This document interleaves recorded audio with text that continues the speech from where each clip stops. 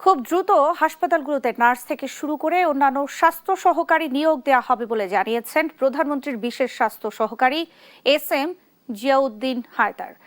বুধবার দুপুরে সচিবালয়ে নিজ দপ্তরে সাংবাদিকদের তিনি বলেন, স্বাস্থ্য খাতকে এগিয়ে নিতে নার্সিং, মিডওয়াইফারি, মেডিকেল টেকনোলজিস্টদের মান উন্নত করতে গুরুত্ব দেবে সরকার। এক্ষেত্রে ফিলিপাইনের সহযোগিতা নেয়ার কথা ভাবছে তারা। সম্প্রতি তিনি সহ একটি প্রতিনিধি দল ফিলিপাইন ঘুরে এসেছেন জানিয়ে বিশেষ সহকারী বলেন, বাংলাদেশে প্রায় 450 নার্সিং কলেজ রয়েছে, এর মধ্যে 73টি সরকারিভাবে পরিচালিত হচ্ছে।